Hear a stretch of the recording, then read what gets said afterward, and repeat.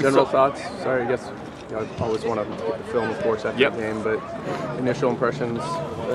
Illinois game played really hard. Our effort was really, really good. We had a lot of plays that we graded well, and it was a stretch of explosive plays that we gave up that were really the nemesis, and a lot of it had to do with our eyes.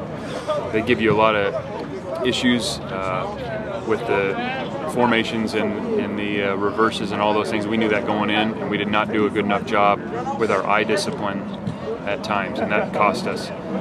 They earned a couple plays on us. That they made a good throw and catch, or they made a good run, and so good teams, good athletes are going to do that from time to time. We got to get rid of the self-inflicted wounds, and so that was really the story of it coming out. What did you think of your kind of light personnel, for lack of a better term? Well, based on what they had done going into the game, we felt like that was the best thing that we could do to help us get some pressure on the quarterback, and it did help us at times, undoubtedly. There was times in the second half they came in and went against basically every tendency they had and started running the ball out of their light group, so that forced us back into some base personnel on defense to get some bigger people in to fit some of the runs.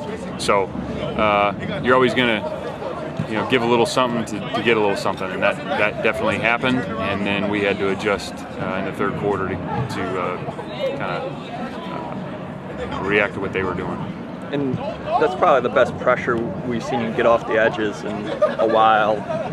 Why did you think that you were able to get to at least near Fieldhouse? Well, I thought the four guys that we put out there, some of the rotations, there's obviously more speed, and we're giving up a lot of weight.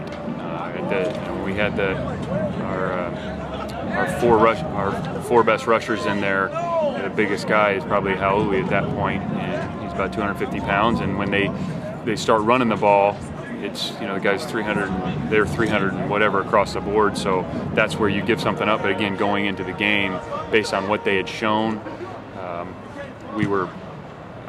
Our best chance to affect the passer was to get four of our best rushers in there, and so proud of those guys for creating some pressure on the quarterback, which helped us in the coverage game, and vice versa. We covered well at times and allowed us to get some pressure on the quarterback. Does Josh Shirley show you anything in terms of maybe expanding his role even going forward, or do you like that? Yeah, I think what Josh does best is as a speed rusher, and he's going to continue to hone his craft, and the better and better he plays against the run will allow him to play more run-down situations. But again, in this day and age, with the number of snaps that we see, and again we're going to see again this week, you got to be able to roll some guys, and in the perfect world you get them in the right situations to do what they do best, and we were able to do that at times with Josh this past week, and he did a good job. There's a couple things he definitely needs to clean up, but you did notice it. Yeah, Sark said maybe it seemed kind of tough on him maybe coming into this season, thinking he was probably penciled in as a starter. I mean, right. Have you had to talk him up, or have you seen him accept that maybe a little bit better? Well, I think it's just everybody's important, and I think sometimes the starter thing gets a little bit blown out of proportion. Maybe in the days when you played 50 snaps on defense and the 11 guys played 50 snaps, then it was a little bit more of an issue. But this day and age, you got to have guys to roll, and Josh is an important guy, just like Corey Littleton and Howley and Connor Cree, and they're all important. You got to have all of them. So we need to continue to develop across our front for us to play better and better. Timu obviously has physical skills, but everyone always points to his understanding and him being smart out there. Without him, who takes over that and make sure people are doing the right things or in the right spot? Right.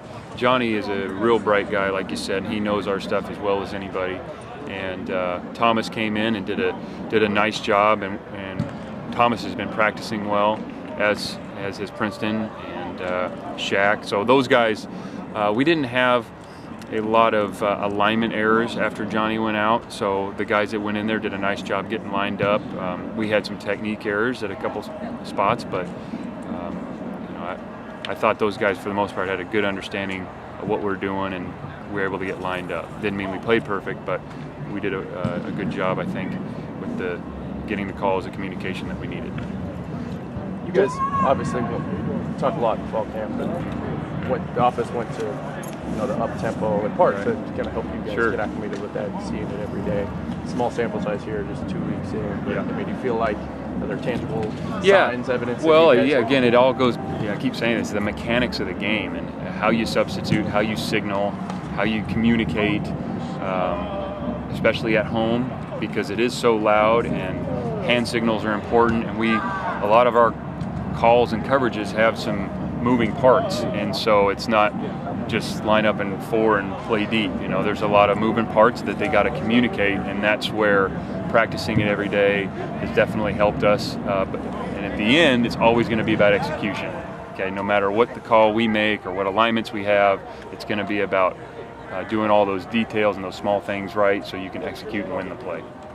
When you look at Idaho State, Justin, I mean, do you feel like this is a great test for you guys in the sense of what you're going to see going forward and kind of the different demands that they're going to try to tax you guys with? Yeah, I think every week there's a different set of challenges, and Idaho State is averaging 82 plays a game.